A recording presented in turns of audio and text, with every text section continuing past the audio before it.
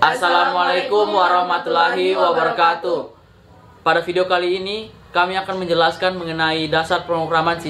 Perkenalkan, nama saya Dian Brahmana Putra, Stambuk F551 19018. Perkenalkan, nama saya Nito Dari, Stambuk F551 19009. Perkenalkan, nama saya Nur Salsabila Lacabo, Stambuk F551 19005. Perkenalkan, nama saya Deranita Nuruk, Stambuk F551 19038. Perkenalkan, nama saya Dian Pratama Putri, Stambuk F551 19004. Oke, kita langsung saja ke penjelasannya. Oke, untuk materi pertama yaitu saya akan menjelaskan tentang konsep pemrograman C# dan framework.NET serta struktur pemrograman C# dan template sintaks dasar C#, juga teknik penulisan komen di C#. Oke, konsep pemrograman C# ini seperti yang kita ketahui, C# atau C dengan tanda pagar adalah bahasa pemrograman yang terbentuk dari bahasa pemrograman C atau C++. C# berjalan pada suatu framework yang bernama .NET atau dengan tulisannya .NET, framework yang digunakan secara khusus oleh Microsoft untuk teknologi .NET. C# dikembangkan dari C++ dan VB.NET. C# menggabungkan berbagai kelebihan dari masing-masing dan mengeliminasi berbagai kekurangannya. C# ini relatif lebih mudah dan dapat digunakan untuk berbagai macam kebutuhan, seperti membuat aplikasi desktop, aplikasi mobile, server side code untuk website, hingga pengembangan video games dan dengan Unity.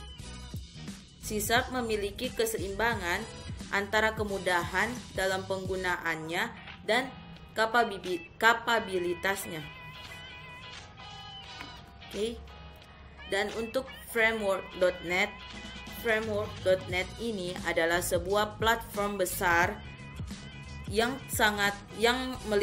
meliputi mobile development, server side development, Windows desktop application development, cloud-based application, hingga enterprise application development. .NET ini dibagi menjadi dua bagian, yaitu CLR atau Common Language Runtime yang merupakan virtual machine, dan BCL atau Base Class Library yang merupakan kode library dalam jumlah masif yang dapat digunakan untuk berbagai keperluan development. CLR atau CLR merupakan komponen yang bertanggung jawab terhadap berbagai macam hal. Aplikasi berbasis .NET biasa juga disebut dengan managed code, sedangkan aplikasi di luar itu biasa disebut dengan unmanaged code. CLR akan melakukan kompilasi kode-kode dari aplikasi menjadi bahasa assembly MSIL atau Microsoft Intermediate Language. .NET Framework Class Library atau sering juga disebut dengan Base Case Library adalah koleksi dari reusable types yang sangat terintegrasi secara melekat dengan CLR. Class Library bersifat berorientasi terhadap objek yang akan menyediakan tipe dari fungsi-fungsi managed code. Hal ini tidak hanya berpengaruh kepada kemudahan dalam hal penggunaannya, tetapi juga dapat mengurangi waktu yang diperlukan pada saat eksekusi. Dengan sifat tersebut, maka komponen pihak ketiga akan mudah diaplikasikan ke dalam aplikasi yang dibuat.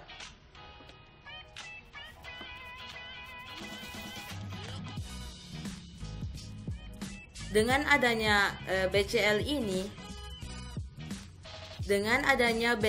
ini, maka kita bisa menggunakan framework.NET untuk membuat berbagai macam aplikasi seperti aplikasi konsol, aplikasi berbasis Windows atau Windows Form, aplikasi ASP.NET yang berbasis web, aplikasi web service XML, aplikasi berbasis Windows Service. Struktur program C# yang pertama yaitu terdapat using atau pendeklarasian pustaka. Ketika melihat sebuah struktur program C# khususnya pada konsol application, di bagian awalnya itu kita dapat menemukan bagian yang dimulai dengan kata-kata using, dengan sebuah kata using, yang berarti itu menunjukkan bahwa keyword using ini digunakan untuk memanggil kelas library yang dibutuhkan pada aplikasi. Jika kita ingin menambahkan kelas database atau menggunakan using system.data, maka kita bisa menambahkan itu di bagian atas atau di bagian bawahnya.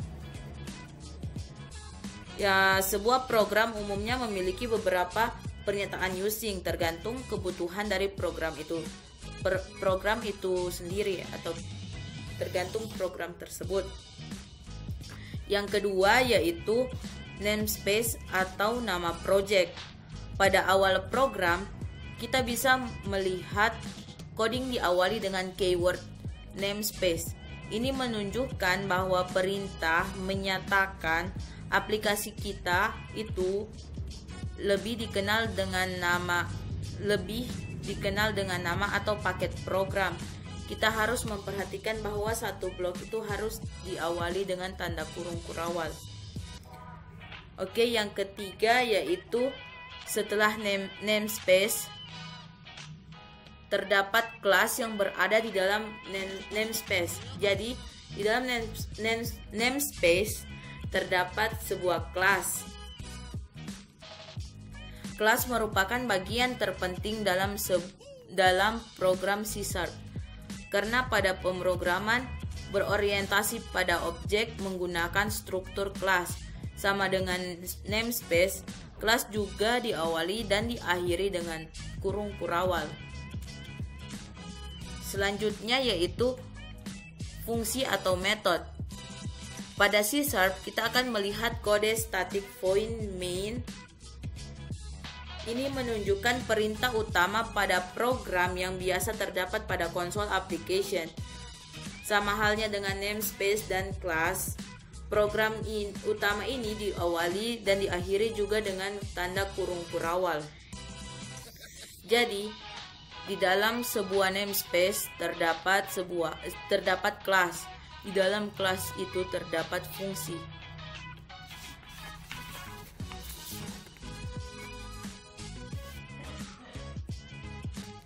Template sintaks dasar C# yang pertama itu, C# itu bersifat case sensitif. Jadi, penggunaan huruf besar dan huruf kecilnya itu sangat berpengaruh. Yang kedua yaitu semua statement dan ekspresi harus diakhiri dengan semikolon. Jadi ketika di akhir codingan kita harus menambahkan tanda titik koma. Yang ketiga yaitu eksekusi program dimulai pada metode main. Jadi eksekusi program pertamanya itu akan dimulai pada metode main. Yang keempat yaitu tidak seperti Java, nama source file dapat berbeda dengan nama kelasnya. Oke, untuk materi ketiga yaitu teknik penulisan komentar. Komentar ini digunakan untuk menjelaskan kode program yang disusun, sehingga ketika menjalankan sebuah program akan lebih mudah. Komentar biasanya digunakan sebagai tanda atau catatan pada setiap coding yang kita kerjakan atau juga dapat digunakan untuk menonaktifkan sebuah kode, di mana penulisannya itu menggunakan garis miring ganda untuk berbaris dan garis miring bintang buka dan tutup untuk banyak baris. Oke, selanjutnya mari kita tes penggunaannya pada Visual Studio Code. Pertama kita buka Visual Studio 2019. Oke, jika ada tampilan seperti ini, kita create a new project saja. Terus kita pilih bahasanya menggunakan C#. Pilih yang console application.net framework. Kita next. Sini kita taruh project name-nya. Latihan saja. Terus kita create new project. Tunggu sampai selesai. Oke. Ketika kita membuka, maka otomatis akan langsung tampil struktur seperti ini. Ini seperti yang saya bilang sebelumnya, using yang berfungsi untuk memanggil kelas library-nya, serta terdapat using lainnya, yaitu berarti untuk memanggil kelas library yang digunakan pada konsol ini. Terus terdapat namespace di awal program yang ini merupakan perintah untuk melihat nama aplikasi kita. Di dalam namespace ini juga terdapat kelas program. Juga terdapat fungsi main yang di dalamnya akan berisi perintah-perintah kita. Oke, kita tes. Kita menuliskan console dot write line. Seperti yang saya bilang sebelumnya,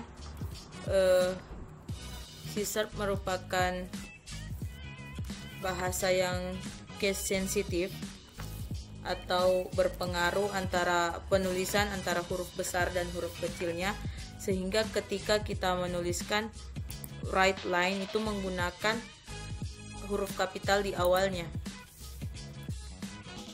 Lalu kita tambahkan buka kurung biasa dan tanda petik untuk menuliskan isinya atau perintahnya, seperti hai, apa kabar?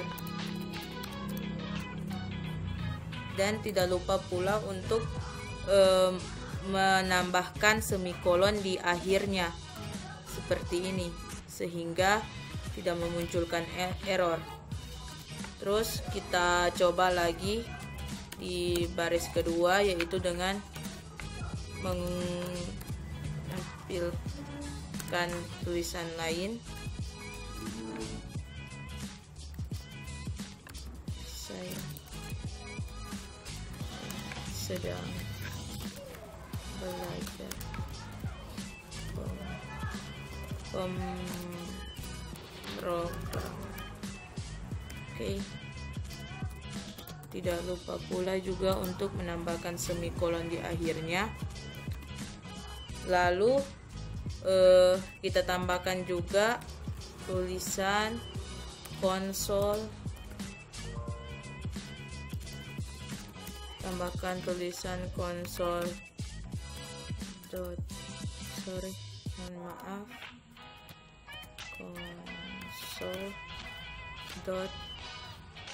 read line.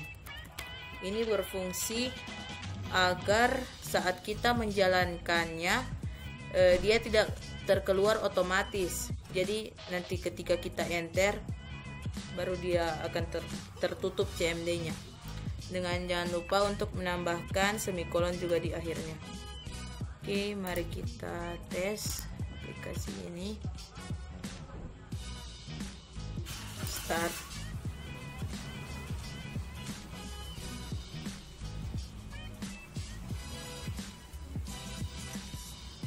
Oke, ternyata terdapat error. Kita lihat.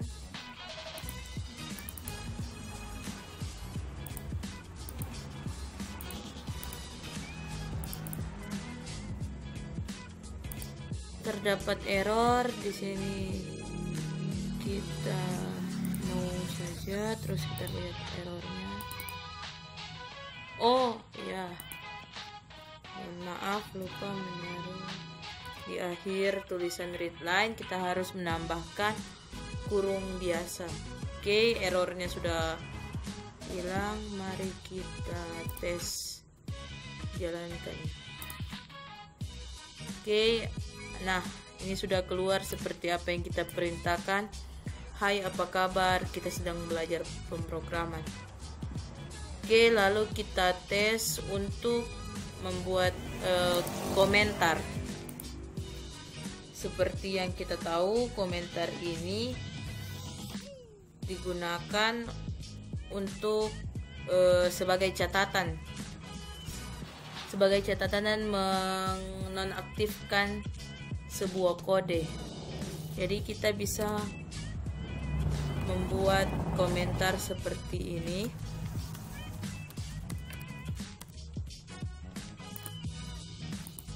Untuk satu baris saja dengan menambahkan 2 garis miring.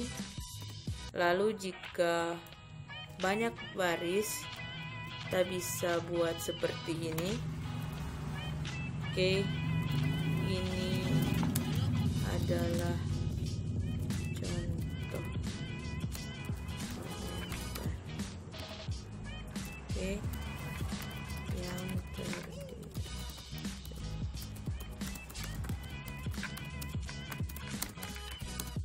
Oke, lalu kita tambahkan bintang dan garis. Oke. Nah, ini ketika dijalankan dia tidak akan terbaca sebagai kode, namun hanya sebagai catatan saja. Nah, kita tes jalankan kembali. Dia tidak akan terbaca sebagai kode, namun hanya sebagai catatan. Selanjutnya, masuk pada materi konsep dan teknik implementasi variabel di C#. Variabel merupakan tempat untuk menyimpan data yang memiliki suatu tipe data, di mana variabel ini akan diwakili oleh suatu lokasi di memori komputer kita. Dengan menggunakan nama variabel, kita dapat mengakses data yang tersimpan pada memori tersebut. Kemudian, dalam pembuatan atau penamaan variabel terdapat beberapa aturan. Yang pertama, terdiri dari huruf, angka, dan underscore. Selanjutnya, nama harus diawali dengan huruf. Underscore juga dapat digunakan untuk mengawali nama suatu variabel, akan tetapi ini tidak disarankan. Selanjutnya, C# merupakan bahasa yang sensitif, di mana variabel dengan nama umur tidak sama dengan umur. Selanjutnya, keyword tidak bisa digunakan sebagai nama variabel kecuali keyword ini diawali dengan karakter R. Selanjutnya, dalam pendeklarasian atau penulisan variabel terdapat 3 cara. Yang pertama, tipe data, nama variabel. Selanjutnya, tipe data, nama underscore variabel sama dengan initial value. Initial value merupakan nilai awal yang diberikan terhadap variabel tersebut ketika variabel tersebut pertama kali dibaca. Selanjutnya, tipe data, nama underscore variabel 1, nama underscore variabel 2, nama underscore variabel 2, semikolon. Selanjutnya, masuk pada materi teknik penanganan user input di C#. Untuk membaca input user pada C# dilakukan dengan menggunakan metode readline buka kurung dari kelas konsol. Kemudian, untuk tipe data selain string, input user harus dikonversi terlebih dahulu ke tipe data yang diinginkan dengan menggunakan kelas convert. Ada beberapa metode dari kelas convert yang dapat digunakan, yaitu toBase64 string, toBoolean, toByte, toChar, toDateTime, toDecimal, toDouble, toInteger 16, dan yang terakhir toInteger 32. Selanjutnya, materi konsep penggunaan escape karakter. Escape karakter sering digunakan untuk mengatur susunan string, di mana escape karakter juga digunakan untuk merepresentasikan karakter tertentu yang merupakan bagian dari kode program sebagai karakter biasa.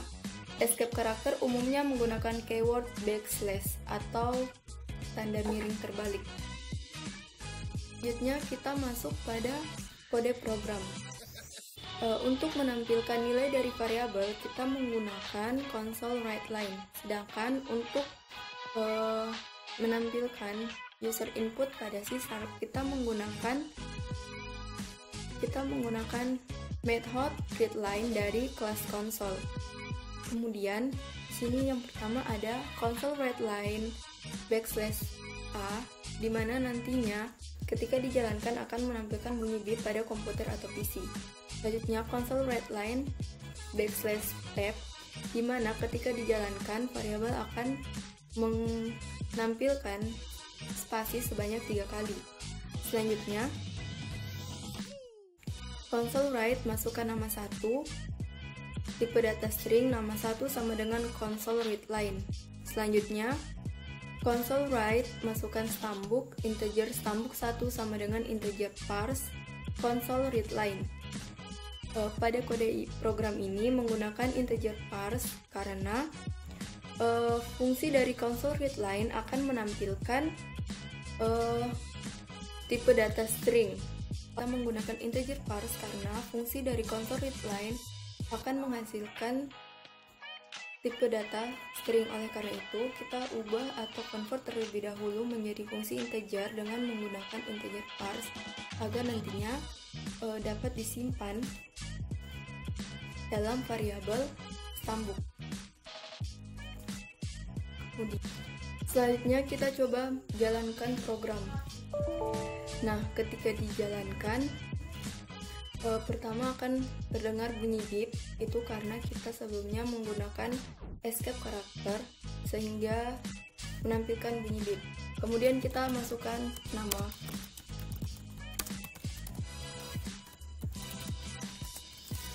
stambuk.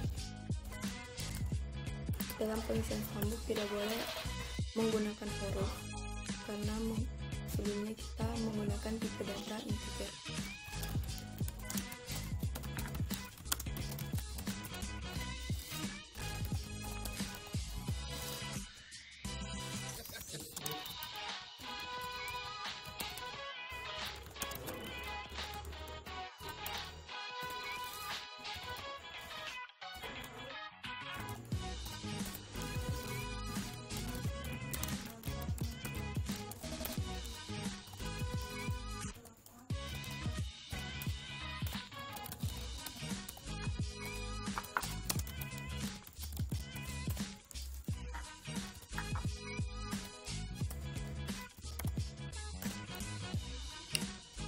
Berikut adalah hasil dari kode program yang sudah dibuat.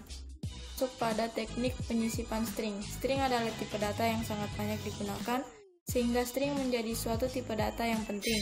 Keyword string pada C# digunakan untuk mendeklarasikan variabel string. String pada C# bukan merupakan tipe data primitif, melainkan sebuah objek yang memiliki metode dan properti. Berikut adalah beberapa kode yang berguna terkait dengan string. Manipulasi string di C#. Yang pertama, concat string. Metode ini digunakan untuk mengkombinasi atau menggabungkan sebuah string untuk ditambahkan pada akhir string lainnya. Yang kedua, insert string. Metode insert string digunakan untuk menggabungkan kata di posisi manapun. Yang ketiga, remove string. Metode insert memiliki metode yang berkebalikan, yaitu metode remove. Dengan melakukan akses terhadap metode ini, maka dengan mudah karakter yang diminta akan dihapus. Yang keempat, extract string. Pada metode ini, tidak perlu menghapus atau memotong beberapa karakter untuk mengambil sebuah string dari sebuah kalimat. Yang kelima, replace string. Untuk metode ini, paling banyak digunakan waktu kita untuk malas. Yang kelima, replace string. Untuk metode ini, paling banyak digunakan waktu kita malas untuk mengganti tiap string secara manual. Yang keenam, copy string. Ini merupakan metode terakhir yang bermanfaat dalam melakukan manipulasi string. Hasil keluaran dari metode ini adapun kode program dari string yaitu seperti ini. Di sini kita menggunakan console write line untuk memanggil atau menampilkan teknik penyisipan string. Yang kita gunakan di sini string nama, director root, dan string str nama untuk memanggil string nama pada string selanjutnya, dan akan menampilkan string nama Anda. Yang akan ditampilkan selanjutnya di sini adalah nama, yaitu director root. Lalu kita menggunakan console write line untuk menampilkan string nama. Yang kedua adalah string umur. Di sini kita masukkan 20 tahun, string umur. Kemudian dipanggil lagi di sini dengan string str umur, string format umur Anda.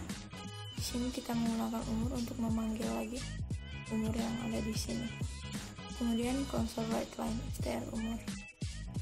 String pekerjaan, string str pekerjaan, string dot format, pekerjaan Anda, pekerjaan seperti string-string sebelumnya yang di atas.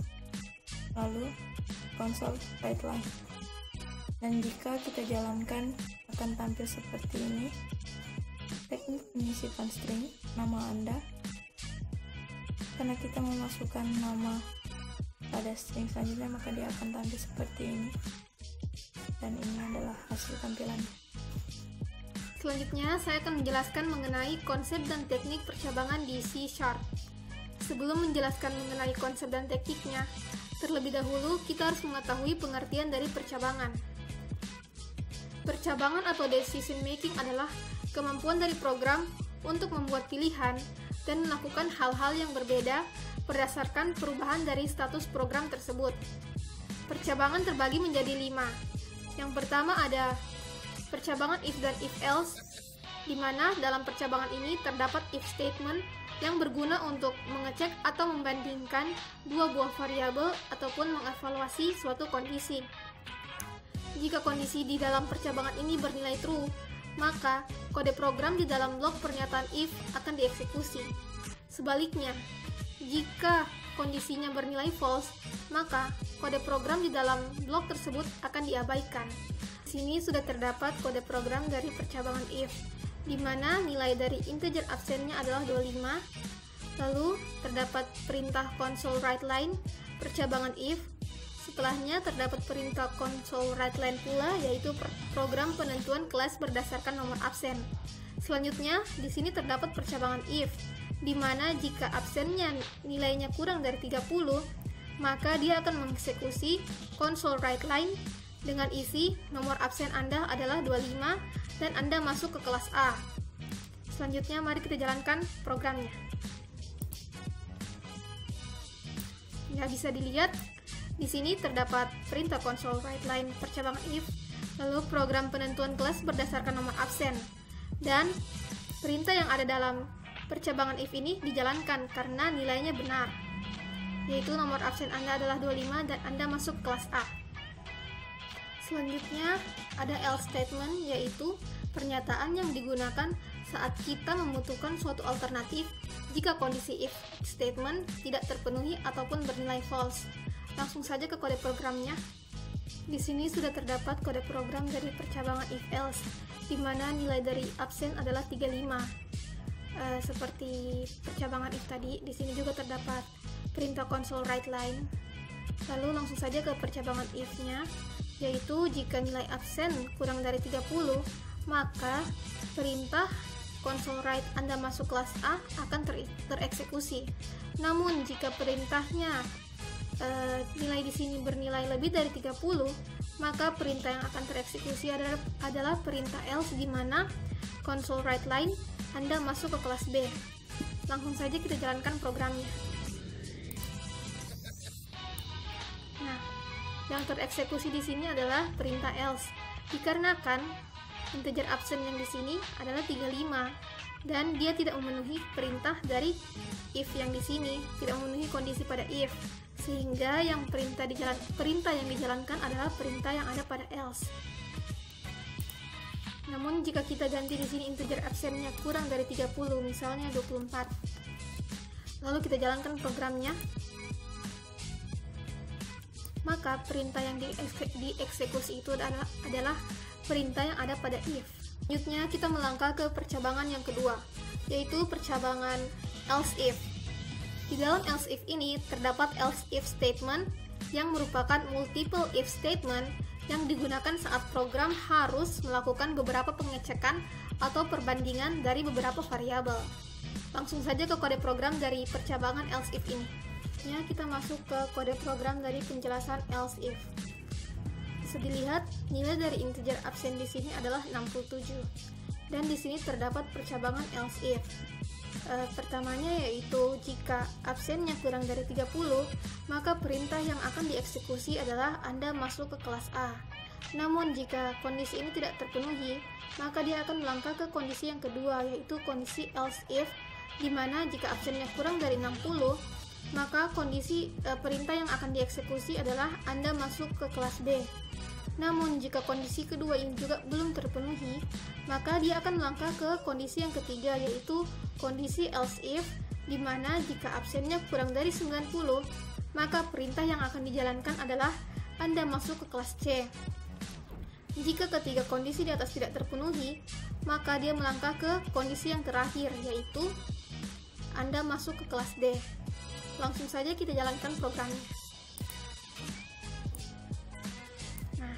Di sini karena nilai dari integer absennya 67, yang dimana dia memenuhi kondisi ketiga, yaitu jika absen kurang dari 90, maka perintah yang akan dieksekusi adalah Anda masuk ke kelas C. Coba kita rubah nilainya di sini menjadi 35, maka yang akan tereksekusi itu otomatis adalah percabangan else if yang kedua ini. Mari kita lihat programnya. Nah, yang tereksekusi adalah kondisi yang kedua. Jadi, saya rasa penjelasan dari else if ini sudah cukup jelas. Kita lanjut ke percabangan yang ketiga, yaitu percabangan yang di dalamnya terdapat lebih dari satu kondisi. Blok kondisi statement if atau else if pada dasarnya dapat memuat lebih dari satu kondisi untuk melakukan pengecekan ataupun perbandingan yang lebih presisi. Antar kondisi umumnya dihubungkan dengan menggunakan operator logika AND ataupun OR. Langsung saja kita lihat kode program dari percabangan yang ketiga ini. Ini sudah terdapat kode program dari percabangan yang di dalamnya terdapat lebih dari satu kondisi. Di sini nilai stambuknya yang kita masukkan adalah 551.19.009 dan nilai dari angkatannya adalah 19. Nah, di sini terdapat dua kondisi, di mana jika kondisi pertama yaitu jika stambuk sama dengan 551.19.009 dan angkatan sama dengan 19, maka perintah yang akan dieksekusi adalah dosen wali Anda adalah Ibu Zahira. Namun jika kondisi ini tidak terpenuhi, maka yang akan dijalankan adalah kondisi kedua, yaitu perintah dosen wali Anda adalah dosen lain. Langsung saja kita jalankan programnya. Nah, karena nilai yang kita masukkan di sini yaitu benar seperti kondisi di sini, maka yang dijalankan adalah perintah console write line dosen wali Anda adalah Ibu Zahira. Namun, coba kita rubah stambuknya di sini.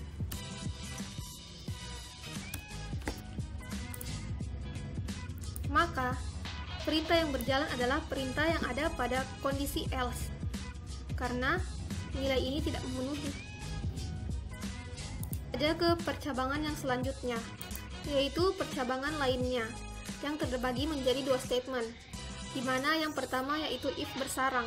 Maksudnya, di dalam kondisi if, terdapat kondisi if lainnya. Untuk lebih jelasnya, mari kita lihat kode programnya. Terdapat kode program dari percabangan if bersarang, di mana nilai dari metopen adalah lulus, nilai dari kerja praktek adalah lulus, dan nilai dari KKN adalah lulus. Di sini terdapat percabangan if di mana metopen sama dengan lulus. Nah, di dalam percabangan if ini juga terdapat percabangan if lainnya seperti yang saya jelaskan tadi. dimana jika if kerja praktek nilainya lulus dan KKN nilainya lulus, maka yang akan dieksekusi adalah perintah Anda berhak mengikuti seminar proposal. Namun jika kondisi if ini tidak terpenuhi, maka dia akan melangkah ke kondisi yang kedua, yaitu kondisi else, di mana akan dijalankan perintah Anda belum berhak mengikuti seminar proposal.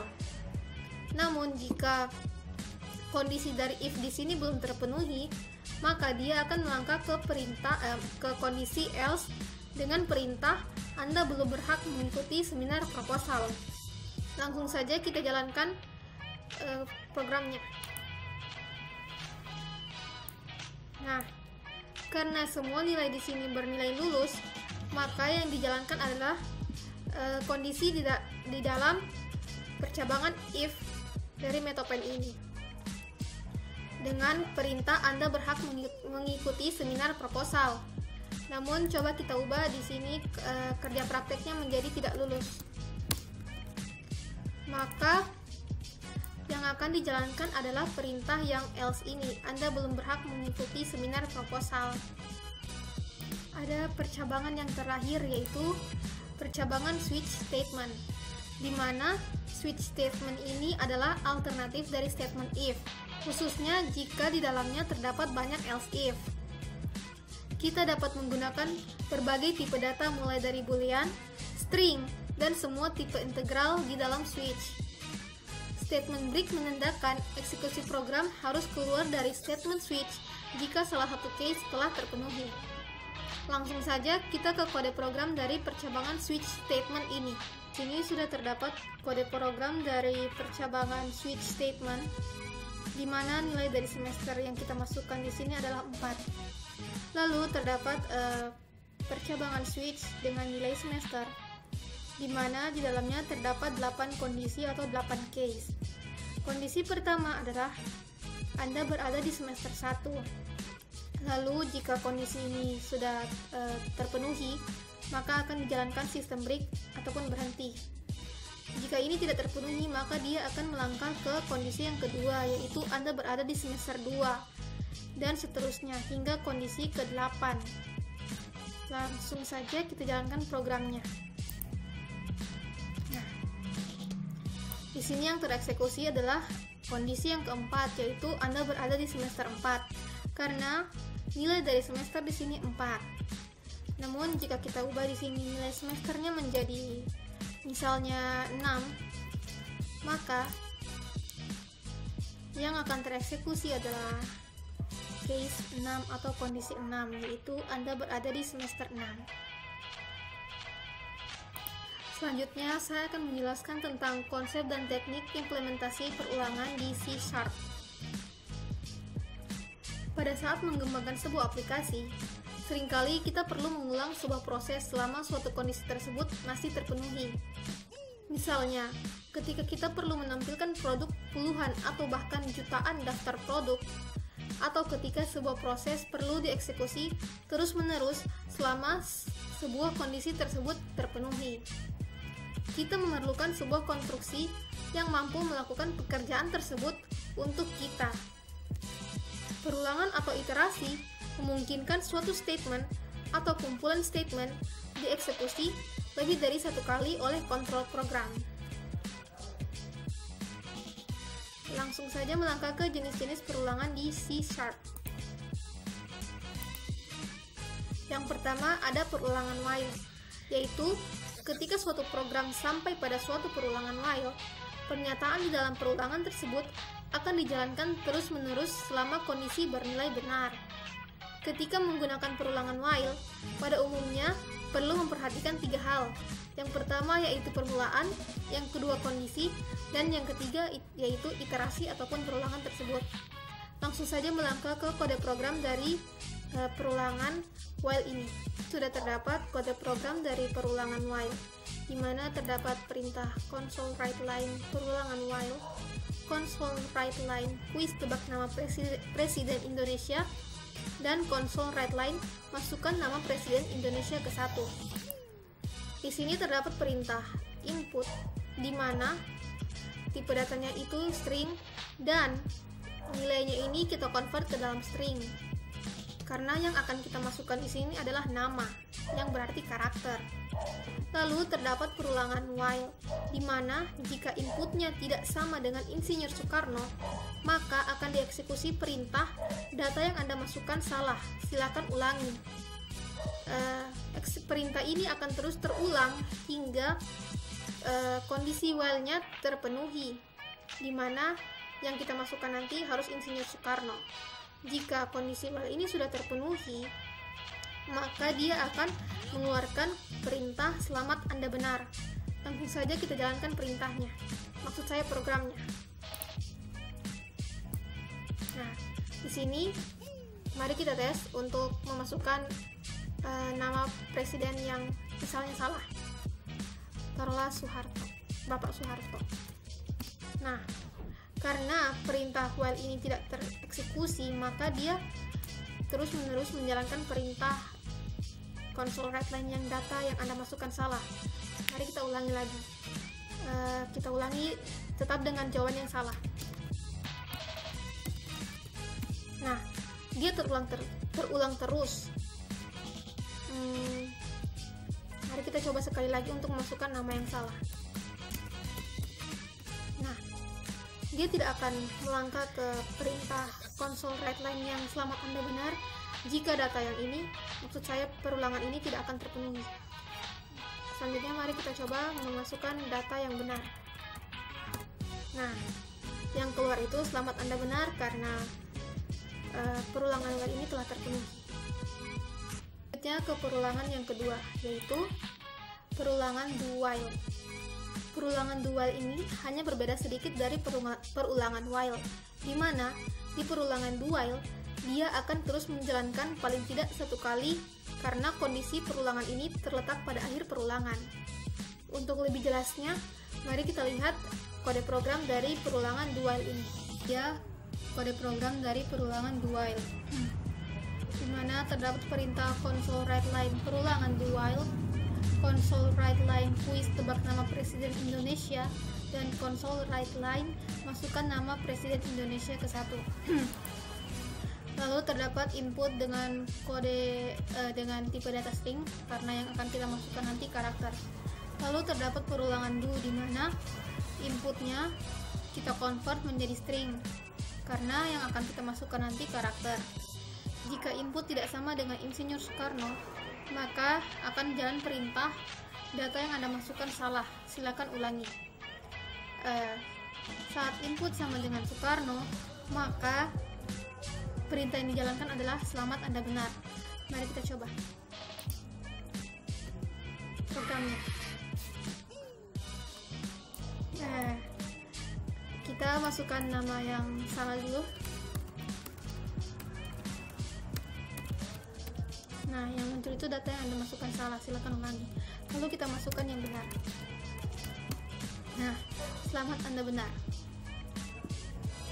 Lanjut ke perulangan ketiga, yaitu perulangan for, di mana perulangan ini dilakukan ketika kita sudah mengetahui batas awal dan batas akhir dari sebuah perulangan. Perintah di dalam blok perulangan akan dijalankan jika bernilai benar, dan perulangan akan berakhir jika kondisinya bernilai salah. Untuk lebih jelasnya, langsung saja kita lihat kode programnya dari perulangan for ini. Ini dia kode program dari perulangan for, di mana terdapat perintah console write line perulangan for, lalu terdapat string nama dengan isi Nita Wulandari, lalu terdapat perulangan for di mana nilai dari integer i sama dengan 0, i kurang dari 5, i akan terincrement. Lalu terdapat perintah console write line dengan isi nama. Langsung saja kita jalankan perintahnya. Maka hasilnya akan seperti ini, di mana nama yang ada di dalam string ini akan terulang sebanyak 5 kali. Lanjut ke perulangan yang keempat, yaitu perulangan break dan continue statement, di mana statement break ini digunakan untuk menghentikan secara paksa perulangan atau iterasi. Sedangkan statement continue digunakan untuk melakukan terminate terhadap iterasi tertentu. Untuk lebih lengkapnya, langsung kita lihat pada kode program dari perulangan break dan continue statement ini. Ia penjelasan codingan dari perulangan break dan continue statement. Di sini terdapat perintah console write line penggunaan break statement dengan perulangan for di mana integer i bernilai 0, i kurang dari 5, maka i akan terincrement. Di dalam perulangan for ini terdapat perintah console write line dengan isi nita kurung kurawal 0, i. Jika i nilainya sama dengan 3, maka akan jalan proses statement break akan berjalan. Lanjut ke console write line penggunaan continue statement, di mana pada continue statement ini terdapat perulangan integer i kurang dari 0, di mana i kurang dari 8, maka i akan terincrement. Di dalam perulangan ini terdapat kondisi percabangan. Jika i sama dengan 5, maka akan jalan statement continue. Lalu akan terjadi perintah console write line nita kurung kurawal 0, i. Langsung saja kita jalankan programnya. Nah, programnya itu akan seperti ini. Karena penggunaan break statement ini dia cuma sampai 3 karena nilainya di sini 3.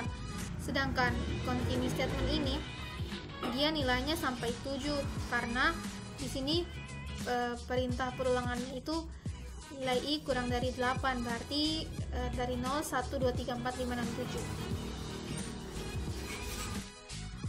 Oke, selanjutnya yaitu konsep dan teknik implementasi operator di C#.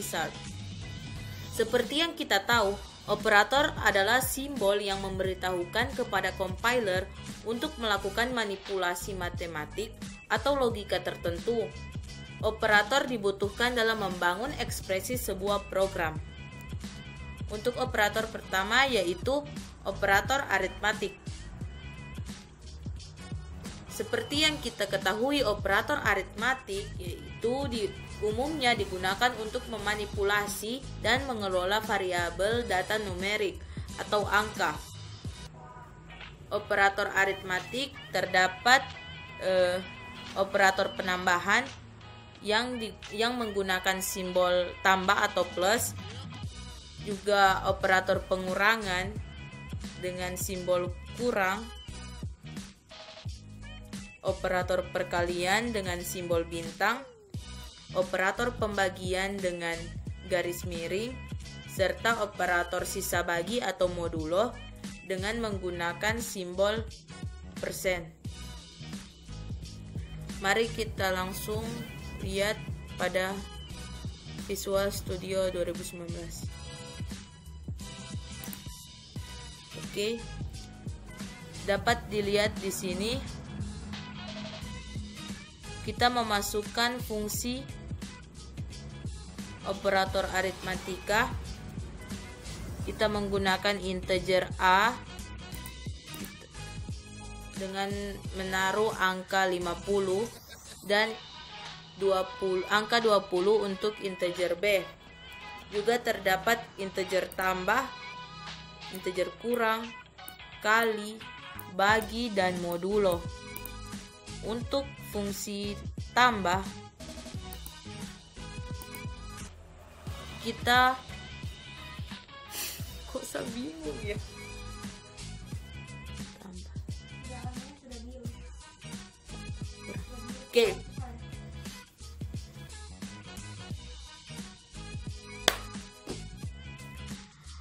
Untuk tambah sama dengan A tambah B. Kok kayak jelaskan ya?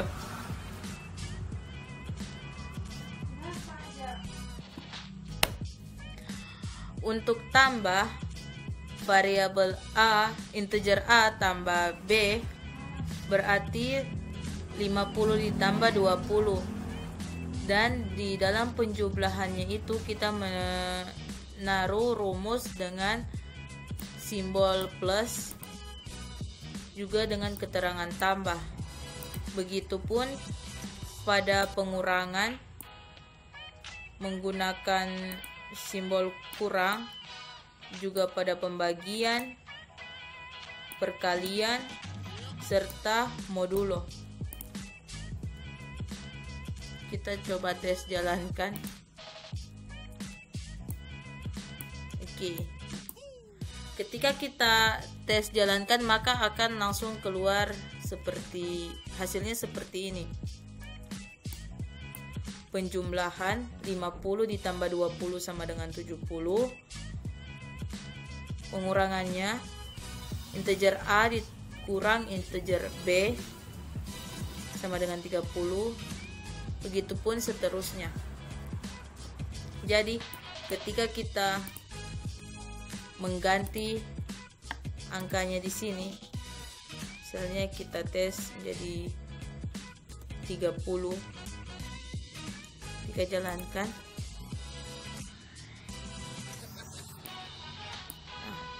Maka hasilnya juga akan berubah seperti ini. Selanjutnya saya akan menjelaskan tentang operator relasional. Operator relasional umumnya digunakan untuk membandingkan dua buah operan ataupun memanipulasi perbandingan antara dua nilai sehingga menghasilkan nilai boolean. Berikut adalah operator relasional. Yang pertama yaitu operator lebih besar dengan lambang lebih besar seperti ini. Yang kedua ada operator lebih kecil dengan lambang seperti ini. Yang ketiga ada operator lebih besar atau sama dengan lambang seperti ini. Lambang yang ketiga ini mirip dengan lambang yang pertama, namun ada tambahan sama dengannya. Selanjutnya yang keempat yaitu operator lebih kecil atau sama dengan lambang seperti ini. Yang kelima ada operator sama dengan lambang sama dengan yang terdapat dua kali. Dan yang terakhir ada operator tidak sama dengan lambang, tanda seru, dan tanda sama dengan.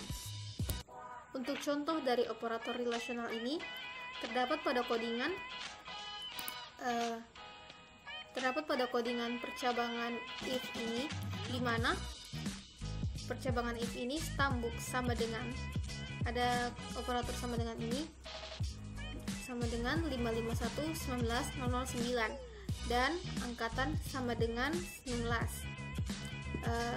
Mari kita jalankan programnya. Nah, karena dia sama dengan sini dan dua kondisi ini terpenuhi, maka programnya jalan ke percabangan if ini.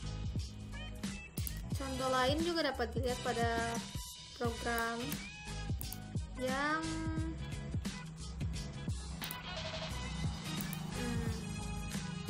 sabar ya, perulangan. Nah, di sini juga terdapat operator tidak sama dengan yang saya gunakan, antara lain saat perulangan input tidak sama dengan Insinyur Soekarno, maka perintah yang jalan yaitu data yang Anda masukkan salah, silakan ulangi. Mari kita jalankan programnya. Jika yang saya masukkan itu tidak sama dengan Insinyur Soekarno, maka dia akan menghasilkan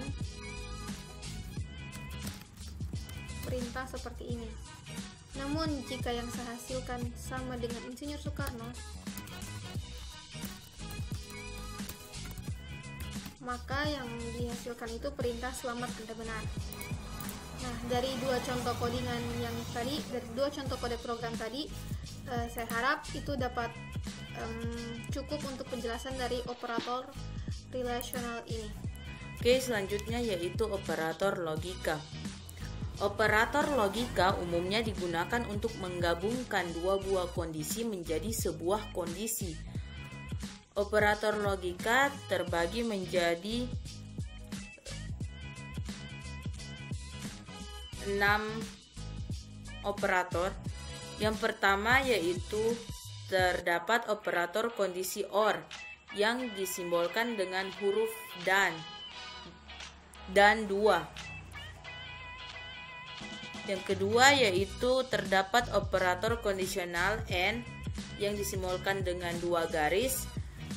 Selanjutnya yaitu operator NOT dengan tanda seru. Setelah itu terdapat operator logis AND yang disimbolkan dengan simbol dan. Terus operator logis OR dengan satu garis, serta operator logis XOR yang disimbolkan dengan tanda simbol pangkat. Oke, mari kita lihat codingan operator logika pada Visual Studio 2019. Oke, kita lihat di sini terdapat fungsi integer stambuk dan integer angkatan. Di sini terdapat percabangan yang menggunakan operator logika. Di sini terdapat percabangan yang menyatakan bahwa jika stambuk 9 dan angkatannya sama dengan 19, maka yang keluar atau outputannya adalah dosen wali Anda adalah Ibu Zahira. Sedangkan di luar dari itu, maka outputannya adalah dosen wali Anda adalah dosen lain. Di sini kita lihat menggunakan operator logika OR, juga terdapat operator logika lainnya. Mari kita tes untuk menjalankannya. Nah, di sini bisa kita lihat karena inputannya seperti yang diminta, maka outputannya juga seperti ini. Dosen wali Anda adalah Ibu Zahira. Nah, sedangkan jika kita ganti di sini menjadi 04, ketika kita jalankan, maka hasilnya akan seperti ini. Dosen wali Anda adalah dosen lain karena tidak sesuai dengan perintah. Baik, selanjutnya saya akan menjelaskan tentang operator bitwise. Operator bitwise adalah operator matematik yang diproses pada level bit atau level bit yang terdiri dari dua angka 0 dan 1 dari sebuah bilangan bulat atau integer. Bitwise sering digunakan untuk operasi logika. Untuk contoh dari untuk simbol-simbol dari operator bitwise sendiri ada 6. Yang pertama yaitu operator bitwise AND dengan lambang simbol N, simbol dan. Yang kedua ada operator bitwise OR dengan lambang garis lurus menyerupai huruf L. Yang ketiga ada operator bitwise XOR dengan lambang seperti ini. Yang keempat ada operator bitwise NOT dengan lambang seperti ini. Dan yang kelima ada operator bitwise shift right dengan lambang 2 kali seperti ini yang menyerupai, kalau kita ingat terdapat pada operator sebelumnya yaitu operator lebih dari. Namun di sini dia 2 kali digunakannya. Dan yang terakhir ada operator bitwise shift left, seperti operator yang sebelumnya yaitu operator kurang dari, namun di sini dia digunakannya 2 kali. Untuk pada programnya bisa kita lihat pada Visual Studio Code. Maksud saya Visual Studio 2019. Nah, di sini terdapat console write line operator bitwise seperti biasa untuk menampilkan teks operator bitwise ini. Lalu karena dia tipe datanya bit, maka di sini saya menggunakan tipe data byte dengan nilai A sama dengan 50 dan nilai B sama dengan 20. Lalu terdapat perintah console write line di mana nilai dari A adalah di sini, yang digunakan adalah A plus A, maksudnya dia diambil nilainya dari yang di sini, dari nilai pendeklarasian di atas. Lalu yang kedua ada console write line, nilai dari B adalah B sama dengan penjelasan A tadi. Yang ketiga ada console write line A dan B atau A and B sama dengan ini prosesnya A and B. Yang keempat ada A or B dengan proses yang seperti ini A or B. Dan yang kelima ada saya lupa. Yang kelima itu ada A XOR B sama dengan proses yang seperti ini. Dan yang terakhir ada not. Nah, yang terakhir ada not A dengan nilai seperti ini, ataupun berarti nilainya B. Langsung saja kita jalankan programnya. Nah, programnya itu akan berbentuk seperti ini. Kenapa bisa seperti ini? Karena seperti yang saya bilang, dia mengambil nilai dari bit di mana 0 dan 1, maka dia di sini akan menerjemahkan angka 50 ini serta angka 20 ke dalam bentuk bit. Dan yang sudah diterjemahkan itu akan diproses dengan operator-operator AND, OR, XOR, dan NOT ini. Jadi demikian penjelasan mengenai operator. Semoga dapat dipahami. Terakhir ada operator penugasan. Operator penugasan atau assignment operators merupakan operator dalam pemrograman bahasa C# yang mana dapat mempersingkat kode operasi. Untuk jenis-jenis dari operator penugasan sendiri ada 7. Yang pertama yaitu X plus sama dengan A. Maksudnya itu nilai X-nya itu adalah X sama dengan X ditambah dengan A. Yang kedua ada X min sama dengan A. Maksudnya penjabarannya itu seperti ini, di mana X sama dengan X kurang A. Yang ketiga ada X bintang sama dengan A, atau penjabarannya adalah X sama dengan X dikali A. Yang keempat ada X garis miring sama dengan A. Penjabarannya adalah X sama dengan X dibagi dengan A. Yang kelima ada X persen sama dengan A atau X modulo sama dengan A.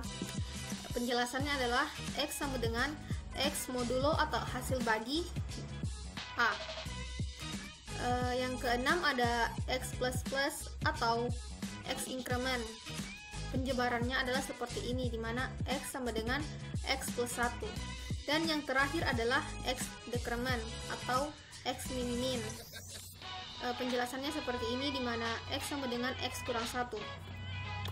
Untuk kode program dari operator penugasan ini sering kita jumpai dalam perulangan, khususnya yang X increment maupun X decrement.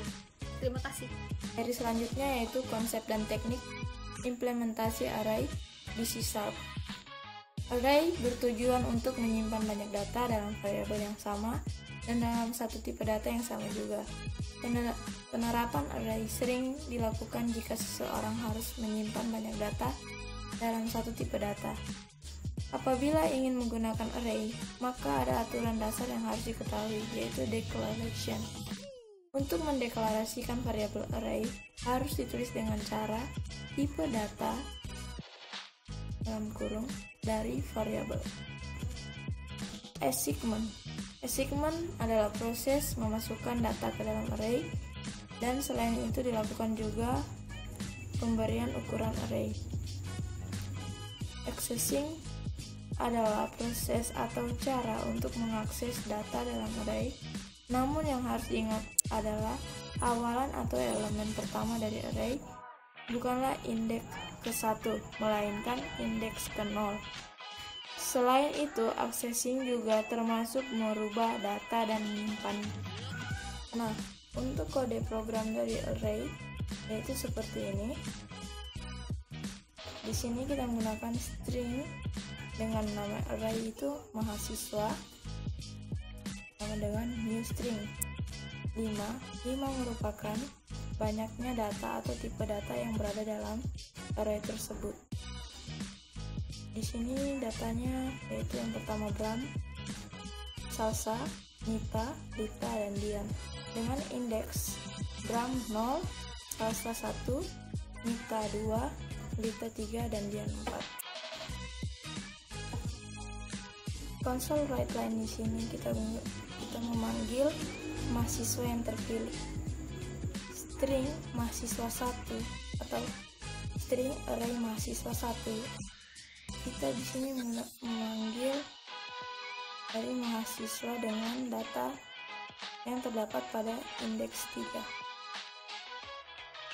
Lalu jika kita jalankan akan seperti ini. Nah, karena tadi kita memanggil data yang ada pada indeks ketiga, maka yang tampil akan seperti ini. Mahasiswa yang terpilih adalah kita.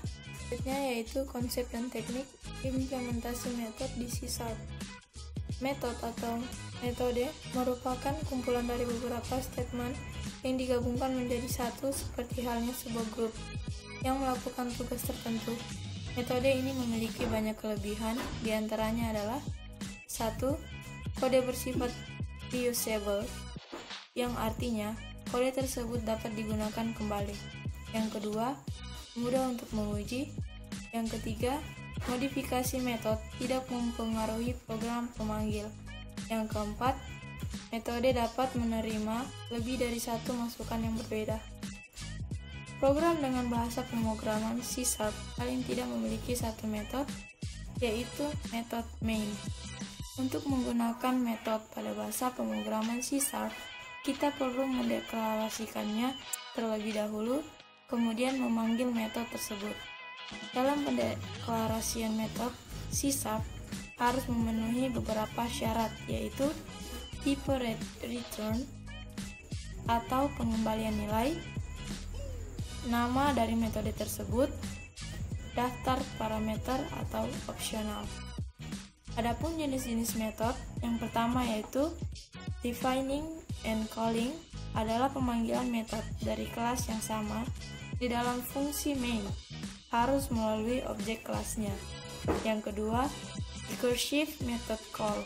Recursive method call adalah sebuah metode yang memanggil dirinya sendiri. Recursion selalu butuh state di mana dia berhenti memanggil dirinya sendiri. Yang ketiga, yaitu method passing parameter. Yang pertama, pass by value, memberikan salinan nilai variabel ke sebuah metode. Yang kedua, pass by reference, memberikan alamat memori start ke sebuah variabel ke sebuah metode. Untuk kode program dari metode sendiri yaitu seperti ini. Di dalam kode program ini terdapat dua jenis metode. Yang pertama yaitu pemanggilan dan pendefinisian metode. Yang kedua yaitu sebuah metode yang memanggil dirinya sendiri. Untuk kode programnya sendiri yaitu kelas program. Program di sini merupakan nama dari metode tersebut. Static main ini adalah static void main string args. Program proc1 sama dengan new program dalam kurung integer a sama dengan 16, integer b sama dengan 10, in kali sama dengan proc1 dot kali dalam kurung a, b, console write line kali console write line read line, in kali sama dengan proc1 dot kali dalam kurung a, b. Ini merupakan sebuah pemanggilan metode, yaitu metode perkalian atau kali. Nah, di sini ada public int kali dalam kurung integer a, integer b, return a kali b. Ini merupakan pendefinisian metode. Nah, untuk sebuah metode yang memanggil dirinya sendiri di sini terdapat dalam program. Karena bisa kita lihat di sini ada program. Ini program. Dia memanggil lagi program di sini, kemudian memanggil lagi metode program di sini. Untuk hasilnya sendiri seperti ini. 160. Karena kita melakukan metode perkalian yaitu tadi integer a atau nilai a dikali dengan nilai b, yaitu 16 kali 10 sama dengan 160. Oke, selanjutnya konsep dan teknik implementasi struktur di C#. Struktur pada bahasa pemrograman C# merupakan tipe data yang menyimpan beberapa data dengan default public yang bermanfaat untuk mengelompokkan sejumlah data dengan tipe yang berbeda. Struct mempunyai jenis tipe data nilai, value type. Structure memungkinkan programmer menciptakan sebuah variabel yang memuat berbagai tipe data. Structure ini didefinisikan di luar kelas dan memiliki perbedaan dengan kelas, yaitu kelas adalah tipe reference sedangkan struct adalah tipe value. Struct tidak mendukung inheritance. Struct tidak dapat memiliki constructor default. Bentuk umum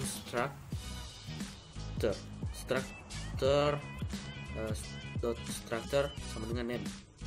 Access modifier, list of variable, access.modifier, list of method. Berikut adalah contoh program yang merupakan konsep dasar pemrograman C#, yaitu tentang structure.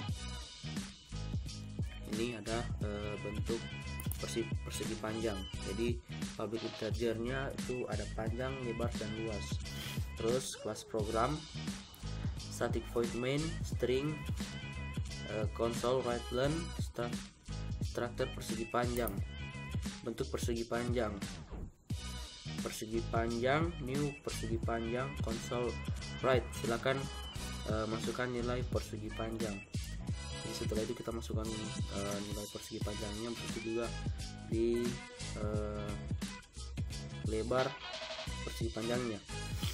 Kemudian ini console write learn, luas persegi panjang adalah nanti ini dihasilkan dari rumus ini, integer panjang, luas persegi panjang, BTK panjang, koma, BTK lebar. Kemudian data persegi panjang dikeluarkan dengan pernyataan persegi panjang tersebut memiliki panjang, dideklarasikan kembali panjangnya berapa dan lebarnya juga berapa, serta luas tadi yang sudah dihitung berapa. Lalu console OK. Kemudian ini kelas persegi panjang, public float, luas persegi panjang, integer p, koma integer 1, return integer p kali 1.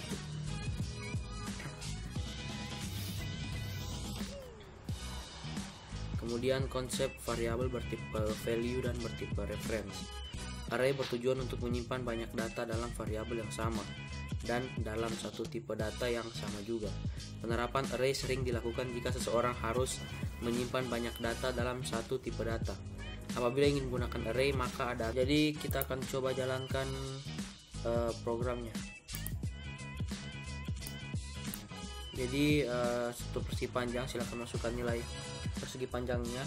Kita masukkan nilainya 4. Kemudian lebarnya kita masukkan 6. Lalu akan keluar luas persegi panjang adalah 24. Terus ada data persegi panjang tersebut memiliki panjang 4, lebar 6, dan luas 24. Kemudian konsep variabel bertipe value dan bertipe reference. Array bertujuan untuk menyimpan banyak data dalam variabel yang sama dan dalam satu tipe data yang sama juga. Penerapan array sering dilakukan jika seseorang harus menyimpan banyak data dalam satu tipe data. Apabila ingin menggunakan array maka ada aturan dasar yang harus diketahui, yaitu declaration. Untuk mendeklarasikan variabel array harus ditulis dengan cara tipe data kurung siku dari variabel. Assignment adalah proses memasukkan data ke dalam array, dan selain itu dilakukan juga pemberian ukuran array. Accessing adalah proses atau cara untuk mengakses data dalam array.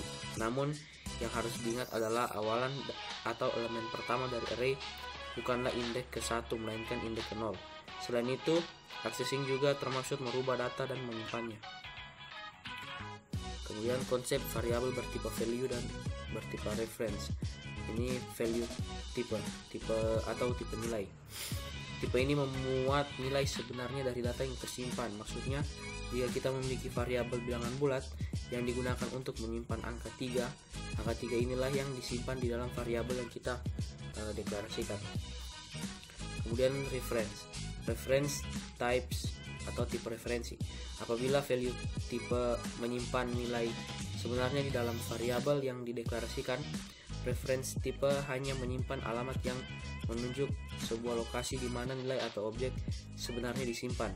Contohnya, ketika Anda membuat sebuah objek dari kelas manusia bernama Kadir, variabel yang Anda deklarasikan tersebut hanya akan menyimpan alamat di mana objek Kadir ini sebenarnya berada. Sementara objek Kadir sendiri disimpan atau berada di lokasi yang berbeda. Itulah penjelasan dari dasar pemrograman C#. Semoga bermanfaat. Kami akhiri. Wassalamualaikum warahmatullahi wabarakatuh. Dadah! Dadah.